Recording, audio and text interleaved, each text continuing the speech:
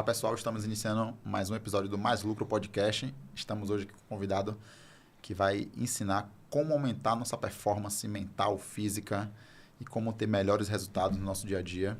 Ele que é um médico especialista em psiquiatria, pós-graduado em fitoterapia, referência em uso de cannabis medicinal no estado de Alagoas. Nós estamos aqui com o Dr. Fred. Seja muito bem-vindo, meu amigo. Caramba, meu amigo Vitor. Muito obrigado pelo convite. Opa, satisfação. Vamos começar aqui falando sobre esse aumento de performance na prática, muito conhecido como biohacking, né? Muito se diz aí sobre biohacking. O que seria esse biohacking? É um conjunto de técnicas que vão desde nutrição, estilo de vida e até o uso de algumas tecnologias para melhorar a nossa performance, tanto física como mental, que tem essa finalidade, mas na verdade termina sendo até um conjunto de conhecimentos que quando aplicados melhoram tua vida de uma forma integrativa. Bacana. E quais frentes esse biohack atua hoje? Vai desde alimentação, com jejum intermitente, vai com suplementos específicos, adaptógenos, vitaminas, suplementos para ganho de massa muscular, até o uso de algumas tecnologias que são os wearables, né? Tem anéis que fazem um controle da frequência cardíaca, podometria, número de passos, aquelas smart band, né? Que controlam até a pressão arterial, a saturação e tudo mais. Uhum. Tudo isso para gerar dados e monitorizar praticamente todos os momentos da tua vida. Teu sono, a profundidade, a indução, a qualidade, a frequência cardíaca, em diferentes momentos da tua vida. E algumas substâncias que vão te manter mais atento, mais focado, mais determinado por vezes. E no estilo de vida, algumas atividades que melhoram tua concentração, que tem um desfecho positivo com a ansiedade, que é o mal do século. E o conjunto de tudo isso é o conhecido biohacking. Bacana. Você falou de um termo aí que eu desconheço, adaptógenos. Adaptógenos. São substâncias naturais que te ajudam a te adaptar melhor a essa vida moderna que é tão estressante e sim, efeitos colaterais. Logicamente sempre com um nutricionista, com um médico que entenda do que está fazendo, né? Ah, bacana, bacana. E quando você fala aí de jejum, por exemplo, como funciona isso na prática? Uma orientação geral? É claro que cada caso é um caso, né? Mas isso. Uma orientação geral. Olha, o jejum intermitente deve ser uma das... Na verdade, eu considero que é o detox original. A gente pode usar sucos funcionais, sucos com todas as ervas possíveis para conseguir tirar algumas toxinas e tudo mais. Mas o corpo já consegue fazer isso naturalmente. O jejum, ele tem a função de dar um tempo de descanso para nosso sistema digestório, recuperar o epitélio interno e conseguir expelir todas as substâncias tóxicas que foram acumuladas no dia a dia. Então, a gente faz uma pausa na alimentação e controla nesse horário, né, das 24 horas, qual vai ser a janela alimentar, o tempo que eu vou me alimentar, e qual vai ser o tempo que meu intestino não vai produzir nada, evitando os picos insulínicos, que são principalmente aqueles alimentos mais puxados para o carboidrato, que dão um pico na insulina, que é uma das substâncias mais inflamatórias que a gente tem no nosso corpo. E tem muita ligação com o ciclo circadiano, que é aquele relógio biológico. Então, durante muitos anos, eu fiz um pouco de jejum intermitente, intercalando dias, né, para inserir na minha rotina. Sempre matava o café da manhã e entrava no almoço com aquela fome leonina e depois descontava na janta. Aos poucos fui modificando e encontrei que funciona muito melhor para mim tomar um café da manhã bem caprichado, né? E um almoço um pouquinho mais tarde. E o jantar já é eliminado. Às vezes tomo chá, às vezes um caldo de ossos, que é uma receita fantástica para melhorar, né, a integridade do epitélio intestinal. Isso teve um desfecho fantástico com a qualidade do meu sono. E como eu tenho assim, problemas de ansiedade, né, ajudou demais. Ajudou demais. O sono, a ansiedade, aquele foco, aquela capacidade cognitiva foi aumentada por causa daquele descanso que a gente termina negligenciando. A gente considera... Eu faço parte de um instituto que temos vários médicos e profissionais da nutrição, da psicologia. A gente fica considerando que a gente é um jovem velho, porque as orientações terminam sendo: olha, coma como sua avó quisesse que você se alimentasse. Então, descasque mais e desembrulhe menos. Não coma muito à noite. Coma como um príncipe pela manhã e como um pedinte pela noite. Então, todas essas técnicas basicamente puxam para que a gente volte às nossas origens. Então, a gente está... O Krenak dizia, né, que o futuro é ancestral. E no biohacking a gente vê que podemos utilizar muitas tecnologias, mas basicamente o humano é a mesma espécie, já tem vários séculos, e a gente não vai fazer grandes alterações. Logicamente as ferramentas vão ajudar, mas a alimentação a gente considera que tem que ser o mais natural possível. Poxa, que bacana. Você falou aí do jejum, no ponto do caldo de ossos, enfim. Eu tinha a percepção que o jejum era literalmente zero ingestão de qualquer coisa a não ser água. Pode ser. Nesse caso, eu vejo algumas pessoas, o chá não tem problema, desde que não coloque açúcar, o café também. Tem muito a ver mais com a caloria, com o sólido? O que você acha que tem? É mais com carboidrato, qualquer coisa que possa dar um pico insulínico. Tem uma galera que acha que tomando sucos já está mantendo um jejum. É totalmente o contrário. Laranja, por exemplo, o suco de laranja chega a ter, inclusive, mais açúcar que um refrigerante. Então, são alimentos que vão evitar que você faça, que você acorde o pâncreas, que você evite que o processo digestório seja iniciado e aquelas calorias ocas que proporciona o açúcar, aqueles picos de substâncias que vão acordar o corpo como se tivesse muita coisa para ser trabalhada e, na verdade, só vai acrescentar inflamação, que vai se traduzir em inchaço, em cansaço, irritabilidade, em aquela névoa cerebral, vai atrapalhar tudo, na verdade. Sim.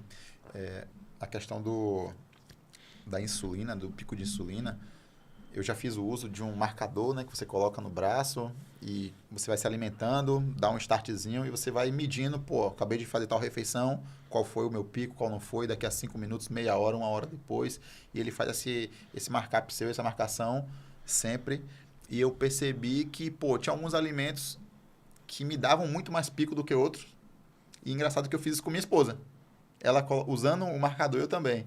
E o dela era muito diferente do meu. Então, você vê que tem a questão biológica também de cada pessoa. Claro. Que tem a influência. Mas uma coisa aconteceu em comum. Que era a ordem das coisas que a gente comia influenciava no pico. Perfeito. Então, se eu começasse com os legumes, fosse para a proteína e só no final eu ingerisse o carboidrato, em geral, o carboidrato que me dava esse pico, ele não me dava quando eu seguia esse rito, essa ordem de alimentação. Então, cada corpo é um corpo, sim, mas de fato tem coisas que tendem a ser aplicadas para todo mundo, né? Perfeito. Então, isso é biohacking aplicado. É exatamente isso. E é porque a gente considera que até os líquidos deveriam ter um espaço ideal dentro da alimentação. É como se a gente, Vitor, tivesse esquecido de comer ou a gente não prestasse atenção. É aquilo que a gente estava conversando antes, de estar presente, no momento presente. O uso até da própria água, vai fazer com que os sucos gástricos sejam diluídos, atrapalhando a digestão e a absorção de várias cadeias de nutrientes. A primeira que vai sofrer é a vitamina do complexo B. Por exemplo, a cianocobalamina, ela vai ter um problema de absorção porque ela está ligada a alimentos gordurosos, a proteínas mais complexas, proteínas em grande parte de origem animal. Então vai precisar uma acidez específica e diluir com sucos, até a própria água, chá, antes de fazer ou durante a ingestão não é uma boa ideia. Sim. Quando você fala de suplementação, eu vejo, sem querer levantar a polêmica, mas a questão do veganismo, do vegetarianismo, enfim, do cara que é vegetariano, ele acaba tendo que suplementar na maioria das vezes pela ausência da fonte de proteína principal ser animal. Isso seria anti-biohacking ou é o estilo de vida do cara e a suplementação acaba cuidando? Olha, é porque a gente procura uma praticidade. É difícil manter um estilo de vida onde você vai perder massa muscular, onde você não vai ter tantos nutrientes em refeições simples, onde você vai ter que procurar alimentos que são, em grande parte, muito industrializados, e você vai ter que fazer muito controle e prestar muita atenção à sua saúde mental. Então, eu acho que dá muito trabalho manter um estilo de vida que deveria ser mais indicado por um profissional e não uma opção do que eu acho que eu deveria fazer. Então, eu terciarizo isso e falo com a minha nutricionista. Aí eu digo, olha, eu estou com esse corpo, eu quero esse corpo, eu vou fazer essas estratégias, vou malhar, vou treinar. Como eu consigo atingir meu objetivo dentro das minhas possibilidades? Mas eu terciarizo isso para ela porque ela é a especialista. O nutricionista, a nutricionista, é o profissional que é o mais indicado para falar para você. Já se vai ser uma opção pessoal, teria que ser consultado com um profissional capacitado com isso. Cada um com suas escolhas, mas eu prefiro manter uma simplicidade nas dietas. A gente termina falando, olha, coma aquilo que sua avó pediu para você comer e coma bem. Bem, bacana. Até o final do episódio a gente vai comentar aqui algumas sugestões de suplementação para a galera aumentar essa performance. Fica aí no canal, já curte, compartilha, se inscreve, que logo, logo vai sair uma lista aqui que vai aumentar muito sua performance. Me diz uma coisa, meu amigo. Eu falei aqui de um mecanismo de monitoramento, né, que eu usei aqui no caso da insulina. Hoje, como o cara vai fazer, o cara quer melhorar essa performance dele. Como ele mede isso? Quais são os mecanismos de medir isso? Olha, eu recomendaria um Smart Band. A primeira coisa é entender como é que está funcionando teu ciclo biológico. Então, que horas você acorda? Como foi a qualidade do teu sono? A gente tem que ter um cuidado especial e um carinho especial pelo sono. O sono basicamente tem o REM, que é o sono dos movimentos oculares rápidos, e tem um sono mais profundo que é o não REM. Na medida que a gente utiliza tecnologias que possam monitorar esse tipo de sono, a qualidade de vida será melhor. Então, desde anéis que na Shopee custam R$32, o frete é mais caro, inclusive, que o próprio anel, entendeu? Até uma Smart Band, que é a melhor, eu procurei a semana passada, é da Xiaomi, custa R$200 e só falta jogar búzios, realmente faz tudo o que você possa imaginar. Eu acho fantástico como a tecnologia socializou, né? A gente pode realmente ter aparelhos que jogam parâmetros diferenciados, que a gente não tinha acesso a isso. eu recomendaria uma Smart Band, se tiver um pouquinho mais de condição econômica, um smartwatch, para fazer esse monitoramento do básico bem feito. Dormir bem, quanto que eu estou caminhando, quanto estou me movimentando, e um controle das refeições. Essa ordem é um detalhe fantástico que precisa ser considerado para começar mais com o mato, né? Para comer mais as fibras iniciais, porque aí o pico insulínico vai ser mais amenizado, entrar posteriormente com as proteínas e depois com aquele carboidrato, que carboidrato é vida, na verdade. Mas tendo essa ordem, será muito melhor aproveitado com menos impacto. Então, básico bem feito. Sono, controle físico e controle alimentar. Sim, isso aí, digamos assim, é um compromisso de mim comigo mesmo. Mas eu vou procurar você, um especialista, aí eu vou fazer o quê? Bioimpedância? O que seria que eu faria no consultório? Checklist de exames? Vou lhe dar um presente. A gente tem um equipamento de última geração para fazer a avaliação que chama-se bioimpedância de quarta geração. São vários parâmetros que vão desde peso corporal, constituição de massa gorda, massa magra, relação entre ambos, idade celular, cronológica, que chama-se BIA. Então, todos os teus ouvintes, todas as pessoas que estejam com vontade de fazer essa avaliação, vão no Instituto de Graça para fazer. Opa. Já dá parâmetros bem interessantes para você entender, e sempre acompanhado com a nutricionista, então já ganha uma avaliação. Bacana. Então já vai ficar aqui o convite para a audiência, vai no Instituto e fica meu compromisso de a gente postar minha ida lá, bora mostrar meus indicadores, e já vai ficar o compromisso público de melhorar esses indicadores. Vamos fazer esse compromisso público aí com a galera, vai ser muito bacana. Fica aí o convite para todos, a gente vai colocar na descrição do episódio o @, o contato, tudo para vocês terem esse presente magnífico. Muito obrigado, doutor. Vamos falar um pouquinho sobre a suplementação.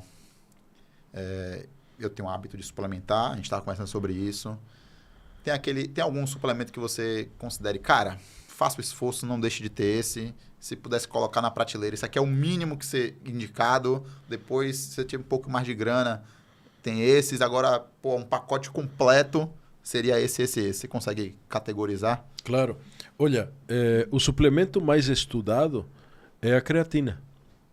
E a creatina é fantástica. Dizem que é o suplemento que a gente poderia jogar na caixa da água para todo mundo tomar. A creatina, ela te dá uma disponibilidade energética. Ela te dá energia no cotidiano, no dia a dia, mantém tua massa muscular e ainda promove o ganho de massa muscular. Então é perfeito.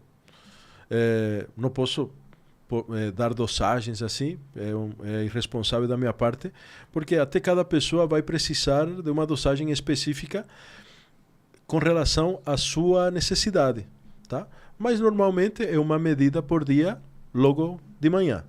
Procurar de boa qualidade e que seja pela manhã, porque vai dar aquele estímulo a mais para a gente encarar o dia. Gosto muito do ômega 3. A gente diz, mas para que se eu como peixe? A gente come peixe só na Semana Santa e é tilápia. Então, olha, a gente precisa muito de ácidos graxos de qualidade. Realmente, assim. Agora, teve uma história bem interessante. Na Espanha, tinha uma galera que estava fazendo controle sobre todas as suplementações que passaram para idosos. A população europeia, ela é mais, preponderantemente são mais idosos. Aí, os velhinhos falavam que estavam tomando a suplementação, que era o ômega 3, e eles não tomavam, porque dava aquele refluxo gorduroso. Entra aquela cápsula, ela estoura e a gente parece que tem um peixe aqui na goela. Aí, poxa, a gente vai mudar a tecnologia da cápsula, vamos montar uma... Era muita biotecnologia para... Aí chegou uma velhinha e disse, eu boto no congelador, tomo e esqueço. Para mim isso é genial. Aí todo paciente eu falo a mesma coisa. Olha, coloque no congelador e depois do almoço ou do café da manhã pode tomar. Disse, não, mas por que isso? Para evitar esse refluxo, porque se comprovou que até 37% dos idosos falavam que estava tomando e não estava tomando precisamente por esse detalhe. Então, o ômega 3, uma vez por dia, umas 2 cápsulas, e pela noite o magnésio. O magnésio, ele precisa de um cuidado especial. A gente deveria ter essa suplementação de magnésio do solo, das verduras, legumes, até das próprias carnes. Mas o magnésio é um mineral que está presente em terras vulcânicas. E a gente não tem vulcão no Brasil. Para você ter ideia, toda a relação que o magnésio tem com as funções fisiológicas são mais de 358 funções que dependem do magnésio. Atenção, paciência, contração muscular, tonicidade do músculo cardíaco, sono, humor, motilidade intestinal, ossos. É muita coisa realmente. E teve inclusive teve um documentário no Netflix que chama-se Zonas Azuis, que fala sobre as diferentes... Que agora já falaram que, na verdade, foi uma movimentação de marketing, porque realmente se dá uma pesquisada, não é isso. Foi uma jogada marqueteira para vender livros com uma nova dieta e é algo já bem antigo. Essas dietas aí que aparecem, então as Zonas Azuis foi mais uma. Mas é interessante porque tem algumas coisas que a gente pode resgatar também da dieta mediterrânea, que eu acho que é uma boa pauta. Mas especificamente, para não fugir do magnésio, o magnésio serve para tanta coisa, o nosso solo já é carente, e 1 litro de água no Japão, por exemplo, que tem, né, aquelas montanhas e tudo mais, tem entre 190 e 250 miligramas de magnésio, 1 litro de água. No Brasil, não atinge 2 miligramas. Então, é obrigatória a suplementação com magnésio, não é opcional. Só que também não é tão fácil. Em outros podcasts, eu terminei falando do magnésio e teve gente que me manda mensagem e me disse, doutor, fui na farmácia, comprei magnésio e teve 3 dias de intestino solto. O que aconteceu? Eu digo, com certeza você comprou o magnésio PA, que realmente dá esse efeito mais laxativo, né? O ideal é procurar um mais genérico que possa servir para muita coisa, porque tem magnésios que vão desde o foco cerebral até o foco cardíaco, mais para humor. Eu recomendaria mais o dimalato, que você pode comprar na farmácia para fugir da manipulação, que deveria ser indicado por um profissional capacitado. E o dimalato, tomar essas 2 cápsulas pela noite já vão melhorar o sono, já fará a suplementação necessária para evitar tanto desfecho negativo, principalmente na saúde osteomuscular. No caso da suplementação, vai uma curiosidade da minha parte. Eu suplemento o magnésio, só que eu faço o combo todo de uma vez.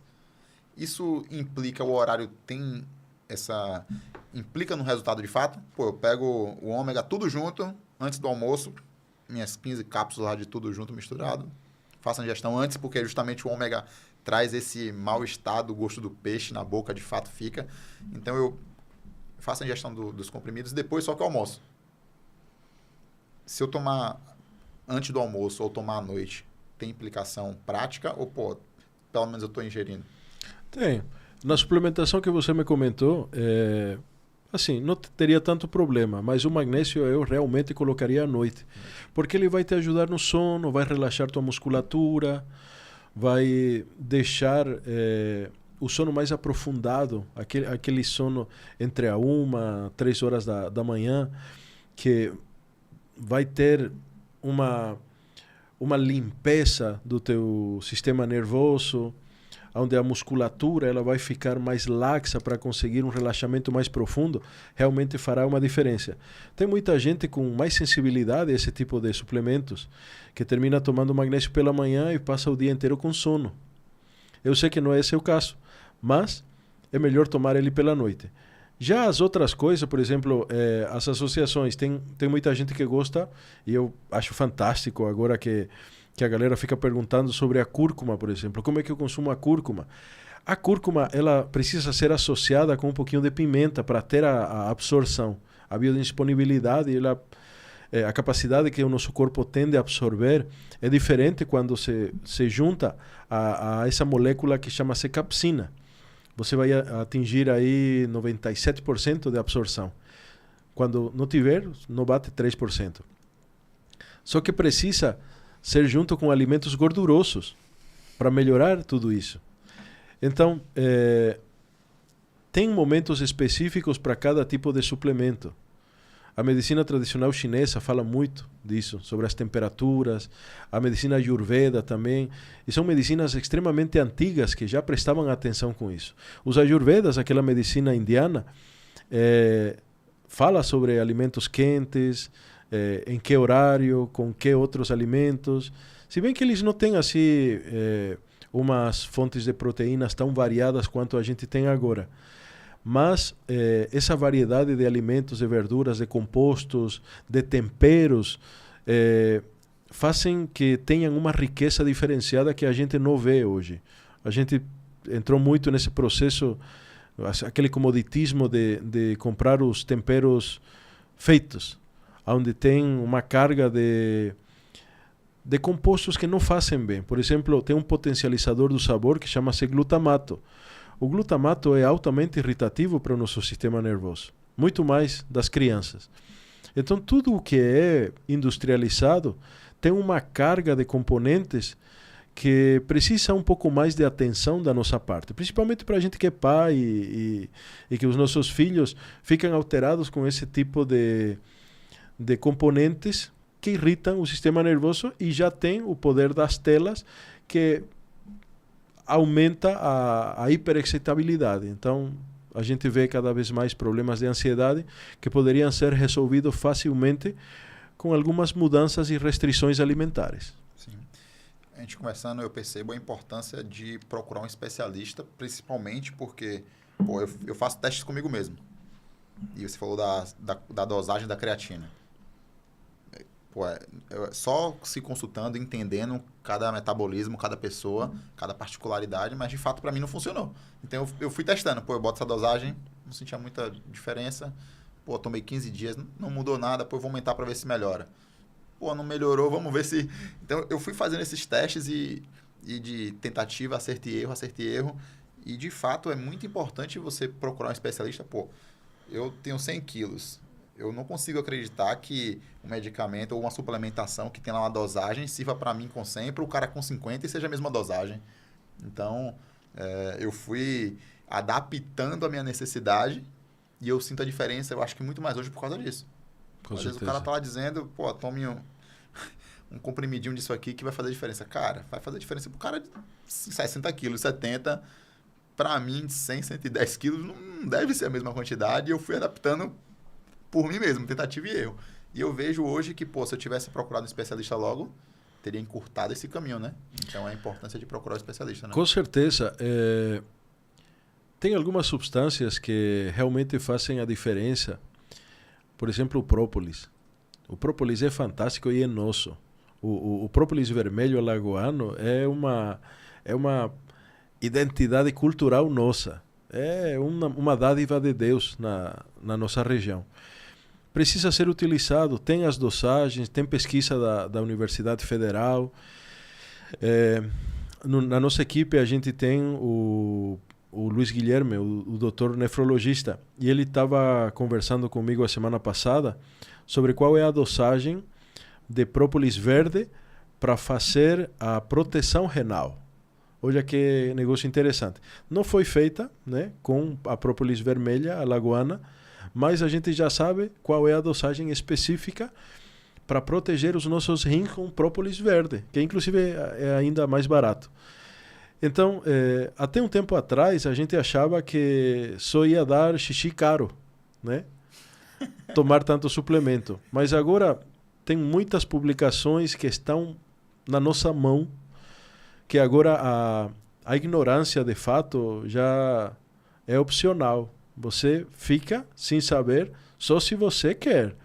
Porque se você pede para seu chat GPT montar um protocolo e você chegar com essas informações para seu nutricionista, ele vai ficar extremamente feliz que você já tenha tirado essas dúvidas, que tenha essa curiosidade, que é de fato o que eu acredito que faz a diferença.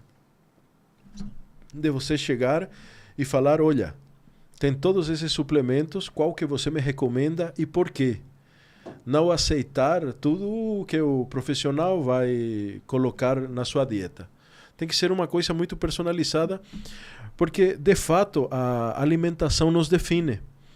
Tem pesquisas que dizem que é mais fácil mudar de religião que de alimentação. E é verdade. De fato, é verdade. É muito difícil mudar essas coisas. E no fato de você ir acrescentando essa suplementação, tem agora dados científicos que corroboram que, de fato, não é só sua qualidade de vida que irá melhorar, senão a sua relação com seu meio ambiente. Porque, por exemplo, o uso da creatina, que é um suplemento que está à disposição de praticamente todo mundo, não é tão caro. Antes era muito mais barato, só que virou famoso.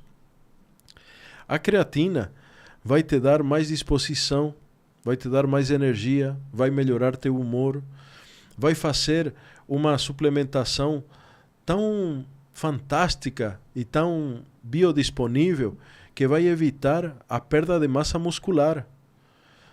Quando a gente está ficando velho, um grande problema uma grande preocupação é, será que eu vou depender de alguém?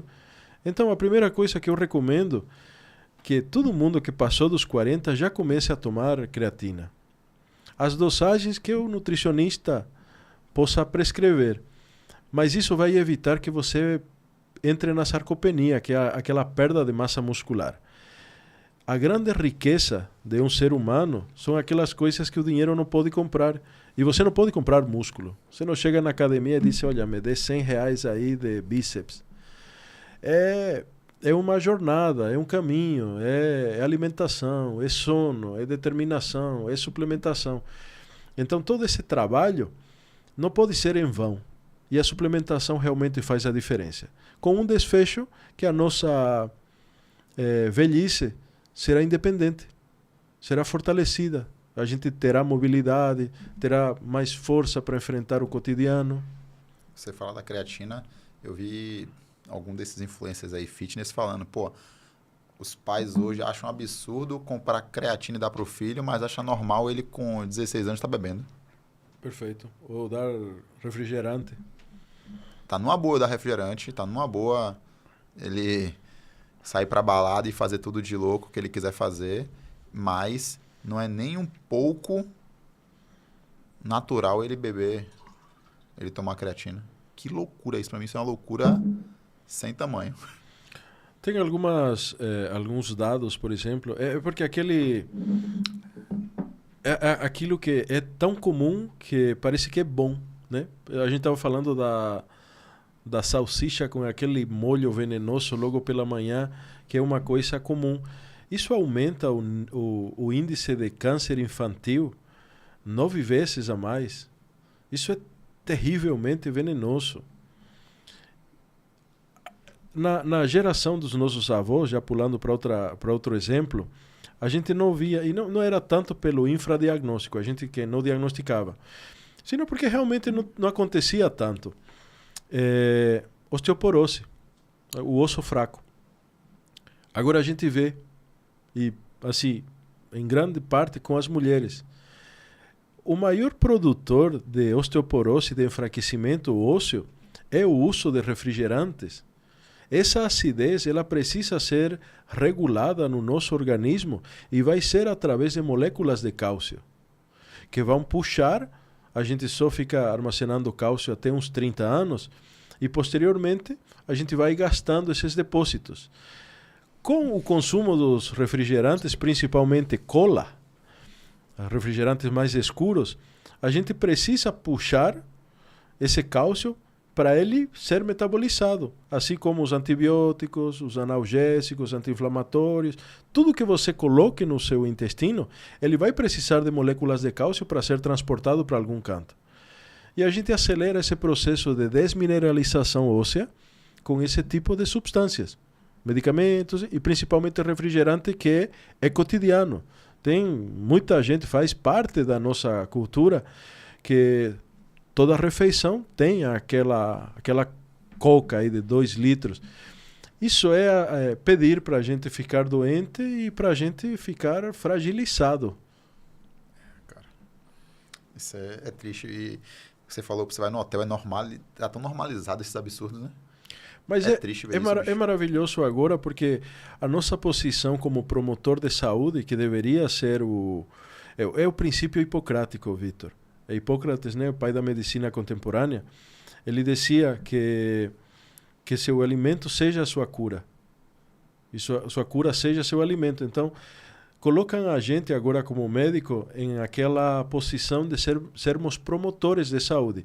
E a primeira coisa é falar o que os avós já falavam. Não abuse disso, não tome tanto isso. Então a gente ficou nesse papel.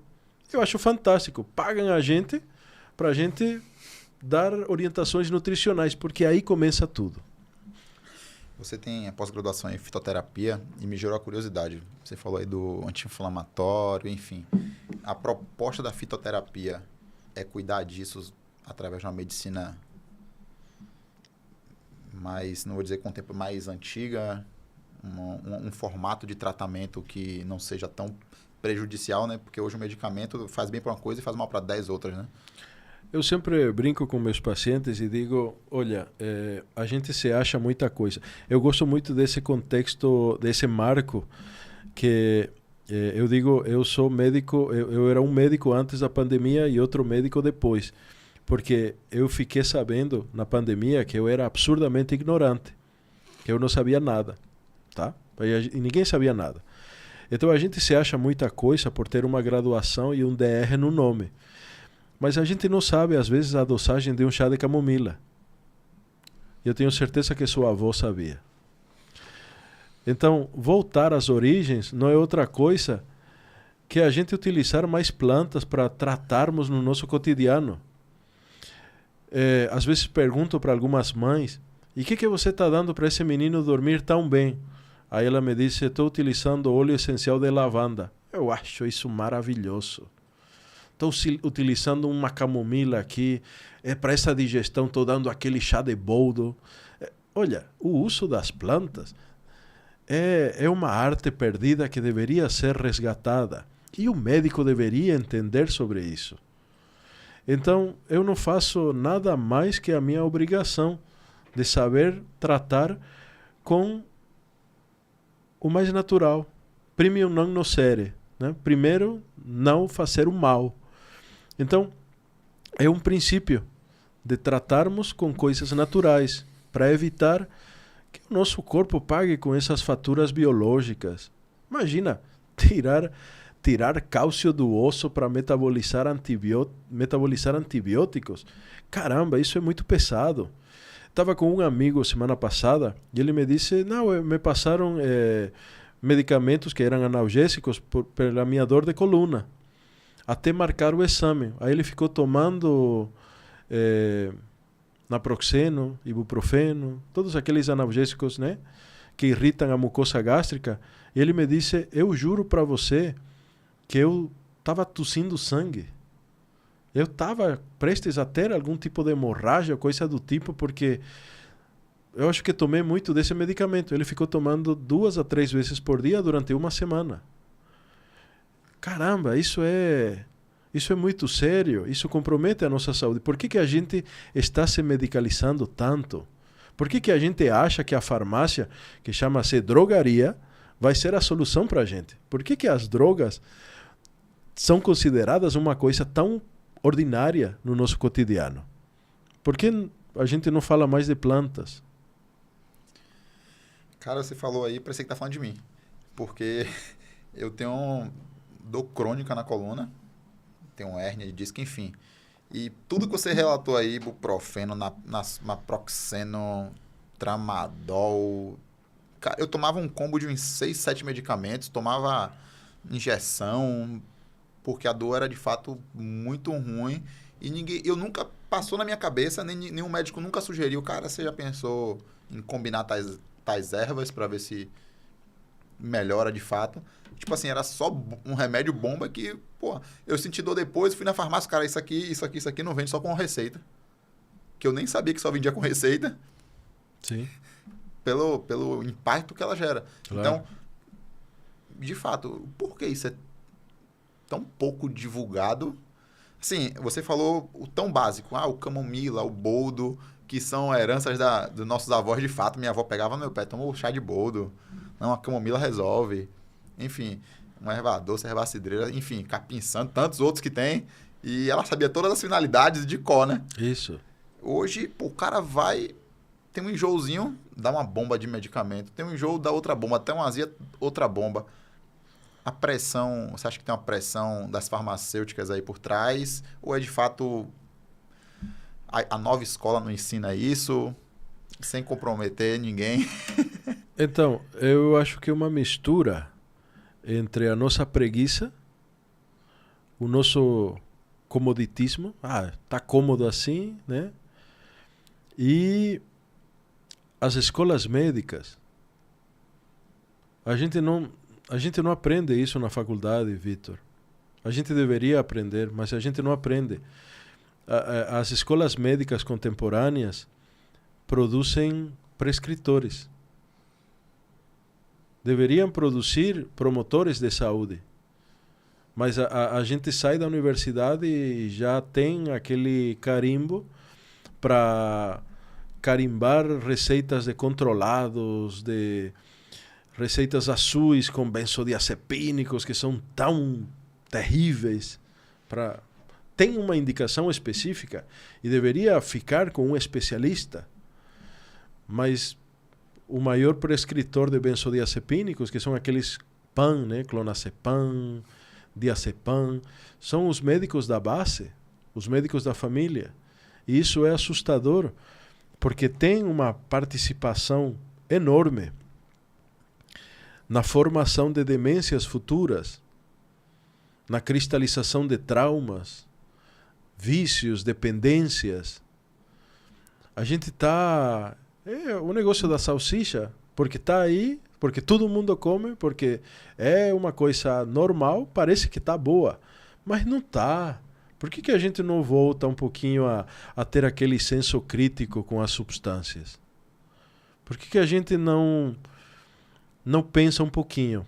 Poxa, será que esse analgésico que eu vou tomar vai arrebentar com o meu fígado? E olha que só tenho um. E os rins? A gente vê tanta gente com problemas de rins, mas a gente não pensa assim, por que eu... A dipirona, estava falando o outro dia, a dipirona ela não é vendida nos Estados Unidos, porque ela produz mais mortes que o benzetacil. Mas para você tomar um benzetacil aqui, você tem que ir para um hospital. Mas dipirona você pode comprar aqui na frente. O paracetamol, ele é absurdamente tóxico para o fígado. E a gente pode comprar uma caixa, se quiser. E a gente pode ter uma falência hepática com ele. Eu vi hoje, saindo alguma coisa sobre nimesulida. Sim. Parece que também tá sendo barrado lá, né? É. Mas um medicamento aí que qualquer um vai na farmácia e compra, né? Isso. E dá até para misturar, e a gente não sabe a dosagem, e a gente termina, um é fraco, vou tomar 2. Estômago vazio, eu vou tomar sem água mesmo. Aí fica entalado na goela, produz Ave Maria. Você falou sobre a escola, eu acredito que a escola de medicina não ensina isso. Eu tive um caso recente. Poxa, fui fazer um nutricionista, endócrino, enfim, vai no endócrino, pede um check-up de exame, o cara passa um monte de exame lá, você faz todos os exames que ele pede, você volta, aí o cara bate o olho. O normal é de entre 200 e 800. Você tá 200, tá normal. Entendi. Tudo assim, e no final, pô, você tá com sobrepeso, você tá querendo fazer um tratamento, pronto, toma aqui, você vai tomar essa canetinha uma vez por semana, Falei, caraca. Cheguei em casa indignado. Bicho, a sugestão não foi... Você não vai tomar mais o açúcar. Você toma açúcar. Nem perguntou. Você começou o hábito alimentar. Tá tomando refrigerante, suspenda. Vamos tentar enquadrar aqui sua rotina. Você dorme bem? Não dorme? Como está funcionando o seu intestino? Simplesmente foi. Ó, tá tudo dentro da normalidade. Mesmo que o indicador seja entre 1 e 1000. O seu esteja 1. Se tivesse 0,9, talvez não tivesse. Mas tá 1, tá tudo ok. E toma a canetinha aqui e acabou. Eu fiquei, cara, não é possível. Eu não tô acreditando que eu paguei a consulta e ela me falou isso. Sim. E, tipo assim, na hora eu questionei. Pô, mas isso aqui você acha que tá adequado? Eu queria que o meu fosse mais perto do limite máximo e não do mínimo. Isso, perfeito. Eu queria que tudo meu fosse perto do limite máximo. Não. Ó, você tem que olhar a média. Se entre entre 200 e 800 você tá 200, tá normal. A gente só se preocuparia se desse 199. É interessante esse tema porque, por exemplo, a vitamina B12, a cianocobalamina, ela tem uma relação direta com o nosso humor. E quando ela está em índices mais baixos, a gente tem humor depressivo, a gente fica mais irritado, fica mais impaciente. Quando a gente está mais perto do limite máximo, nada disso acontece. Então, facilmente pode ser confundido com depressão e com outros distúrbios. Então, imagina, uma vitamina B12 que você pode tratar comendo fígado 2 vezes na semana, pode te libertar de um antidepressivo que pode te deixar preso durante quem sabe quanto tempo. Eu fico indignado. Vamos falar um pouco sobre um outro tema que você também é referência, que é a cannabis. Existe ainda um certo preconceito quando se fala nisso. Acredito que você deva passar por isso até quando está em consulta com os pacientes. Fala um pouquinho do contexto, para pelo menos abrir a mente um pouco da galera. A cannabis como planta, ela é como o cachorro, é uma invenção humana. A gente viu uns 3.500 anos atrás que o lobo poderia ser um bom parceiro e de lá para cá a gente fez um chihuahua até um gran danês. E cada um com uma especificidade, né? Uma serventia diferente. Esse vai ficar no colo, esse vai cuidar minha casa. Com a cannabis, Vitor, não foi diferente.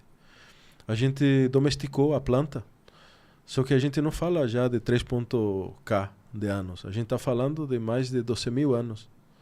O nosso cristianismo tem 2.000 anos. Então imagina uma planta que tenha 12.000 anos, que a gente sabe.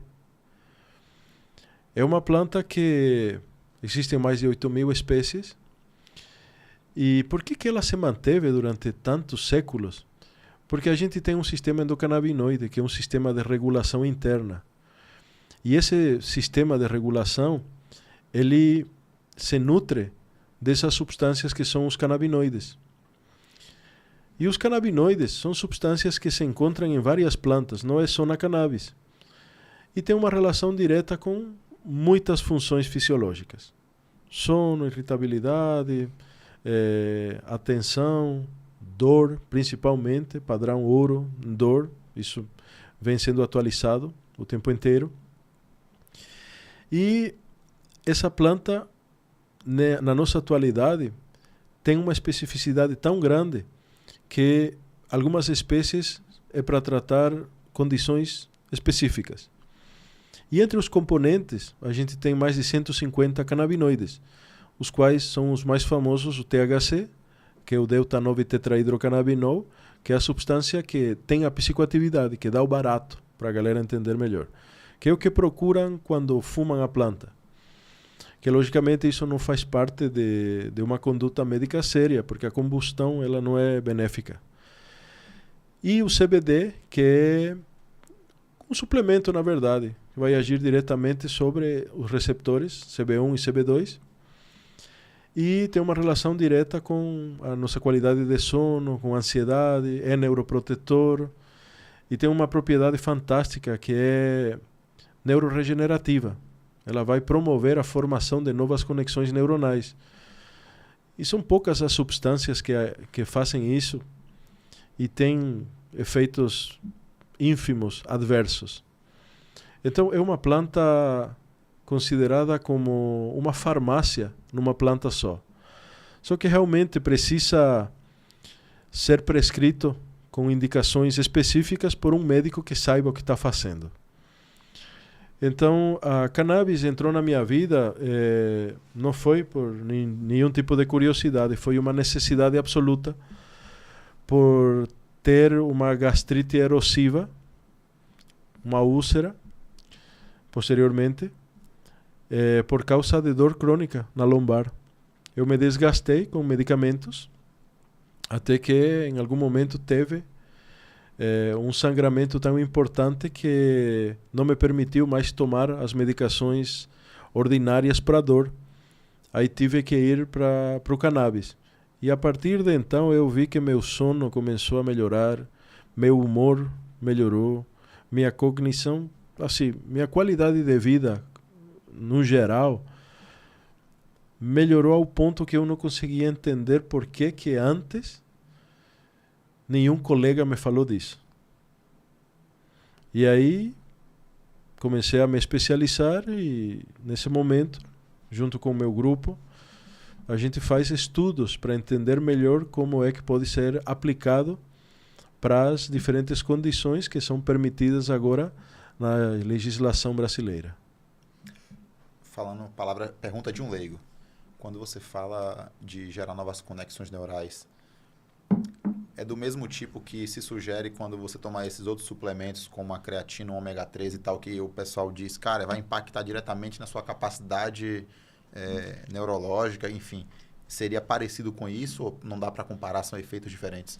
Efeito diferente, um vai ter mais um mecanismo de aproveitamento energético, vai mais com energia.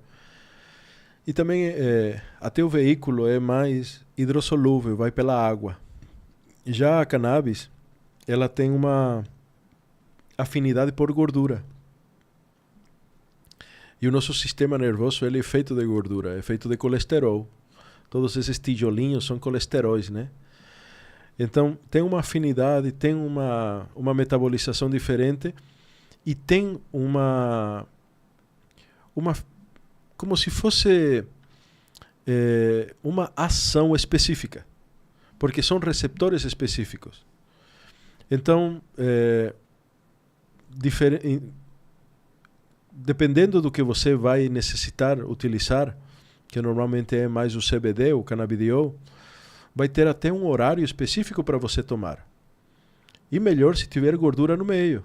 Então, depois da refeição, se fizer uma refeição com gordura, vai aumentar a absorção e vai ter uma metabolização diferente pelo fígado. É o fígado que vai fazer aquela alquimia para você ter que absorver mais e melhor esses componentes. Sim. E pelo tipo de receptor, é um receptor específico do sistema nervoso central, diferente de receptores do sistema digestório, por exemplo. Bacana. E eu vou seguir aqui nas perguntas de leigo, tá?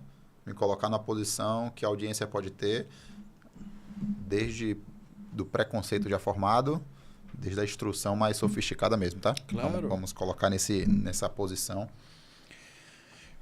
Quando você é especialista nisso, referência nisso, quando você está com uma pessoa que precisa, qual a maior resistência que essa pessoa tem, ou ela não tem resistência quando você indica o uso do CBD? Não vejo mais resistência. Não tem mais? Não tem mais. Tem sido tão falado, promovido, conversado, explorado, graças às redes sociais, aos espaços de fala. E a voz do povo tem sido tão forte, amplificando as necessidades de tantos pacientes, sejam por dor crônica, autismo, epilepsia, que virou o que ela sempre foi, uma substância muito necessária. Na verdade, uma junção de substâncias, porque são mais de 700 que existem nessa planta. Cabe ao médico estudar e entender que cada canabinoide pode ser potencializado com pode diminuir o efeito com outro, pode ter uma indicação específica para dormir melhor, para dor, para ansiedade. Agora se sabe muito mais. Eu acho que em nenhum momento da humanidade a gente soube tanto da planta como agora. Porque desde o momento, inclusive o ano passado, na Schedule 1, que é uma categoria nos Estados Unidos onde são colocadas as substâncias proscritas, proibidas, tudo mais, ela foi recategorizada. Então ela já não é mais proibida. A partir de então, apareceu um boom de estudos e é só coisa positiva. Logicamente, existe um grupo de risco como toda substância. Eu, por exemplo, sou intolerante à lactose. Eu como todo mundo, né? Uns mais, outros menos, mas todo mundo é intolerante à lactose. Teve um caso também de uma atriz, não vou saber citar o nome, que ela comeu um pão e terminou no hospital. Então, ela faz parte do grupo dos celíacos, que não podem comer glúten. Então, tem alimentos que te mandam para o hospital, que te mandam para a emergência. A mesma coisa é o cannabis. O cannabis não é algo que poderia ser facilmente liberado para todo mundo, porque tem grupos de risco que não deveriam fazer uso nunca dessa planta, e muito menos usos recreativos ou adultos, porque existem grupos de riscos, principalmente com ligações com doenças psiquiátricas, principalmente das psicoses, né? Alguns casos de bipolaridade, de esquizofrenia e todas aquelas alterações que um composto psicoativo realmente não vai ser benéfico. Aplicação, você chegou a falar do autismo. Hoje, é claro que considerando o grupo de risco, cada caso é um caso, mas para a audiência pensar assim, minha mãe tem Alzheimer ou minha tia, meu sobrinho tem autismo. Quais seriam hoje as aplicações práticas, é claro, com a devida prescrição e análise? Claro. Vai depender da indicação médica, tá? Do critério médico, na verdade. É o médico que vai decidir se vai abrir mão de um medicamento ou um suplemento como o canabidiol ou, no caso, o THC. Olha, dá para tratar muita coisa. Tem umas indicações específicas que são doenças como epilepsia refratária, esclerose tuberosa, Lennox-Gastaut, e enxaquecas. Mas, basicamente, padrão ouro é para dor crônica, para as epilepsias, para aquelas enxaquecas que não passam com nada, para tudo que é neuropsiquiátrico, Vitor. Vai desde ansiedades, depressões, tremores, distúrbios dos movimentos, distúrbios do sono, síndrome do intestino irritável. É uma infinidade de diagnósticos que poderiam ser abraçados. Agora, não é uma substância mágica. Não significa que vai ser uma panaceia que vai curar absolutamente tudo. Longe disso. Mas é uma ferramenta que eu sempre incentivo a que seja mais explorado pela ciência. Que os médicos tenham a capacidade de entender para que serve. Quais são os casos que eu poderia utilizar. Porque vai ter menos efeitos colaterais que grande parte dos medicamentos utilizados para muita coisa. Para o câncer, por exemplo, as guidelines, as diretrizes, elas foram atualizadas e agora está muito em alta o uso para condições específicas.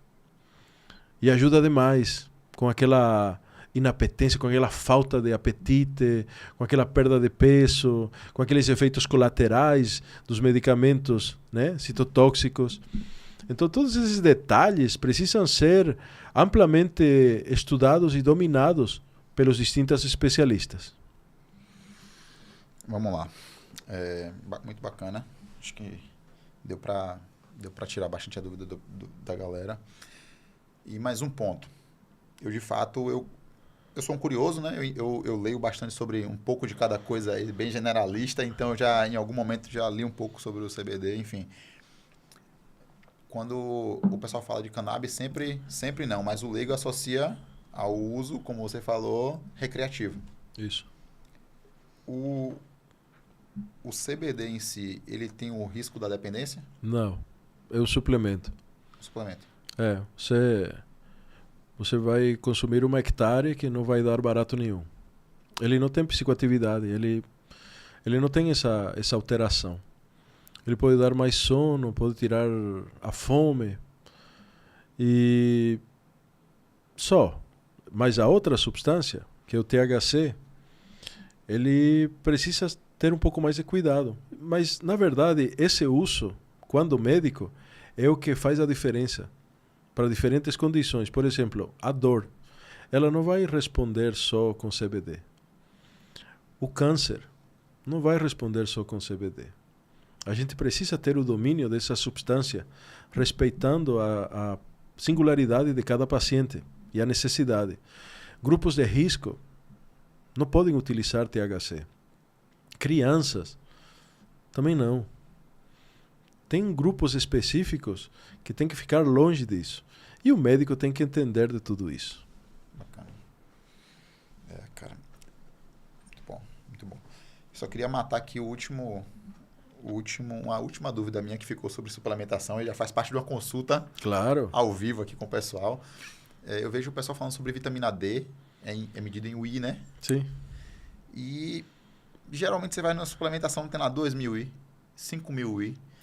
E recente eu ouvi várias pessoas, eu tomo, sei lá, 10.000 UI dia, 5.000 UI dia, 10.000 UI dia. Eu vi o pessoal falando em 100.000. Isso é um uso semanal, isso é um exagero. Eu vi o pessoal dando risada, pra você tomar 5.000, isso é uma piada. Eu tomo 100, eu tomo 90. Eu fiquei, caraca, como é que você toma 90.000? Isso é um uso, não tá moderado, é uma dosagem que deveria ser indicado semanalmente. A vitamina D, o colecalciferol, ele é um pré-hormônio.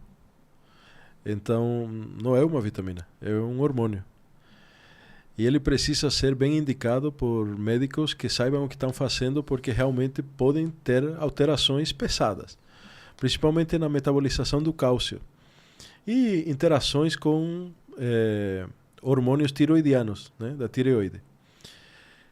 Olha, existem protocolos que não são assim amplamente aceitos por diferentes sociedades, que têm concentrações muito altas, mas são para grupos específicos que normalmente têm uma relação com doenças autoimunes. E aí realmente a gente vê prescrições com mão pesada. Estou tomando 50.000 por dia, tudo mais. As dosagens preconizadas serão individualizadas. Então, qual é a finalidade? Qual é o valor base? Você está com quanto? Você vai atingir quanto? O que eu posso criticar é que sempre precisa ser feito com magnésio para conseguir fixar essa vitamina, porque senão ela não se fixa. Tem algumas restrições alimentares no uso com dosagens relativamente altas. E precisa ter um controle sobre isso. Ou seja, você vai começar com uma dosagem relativamente baixa, você vai aumentar, mas você vai controlar esse efeito durante um tempo determinado.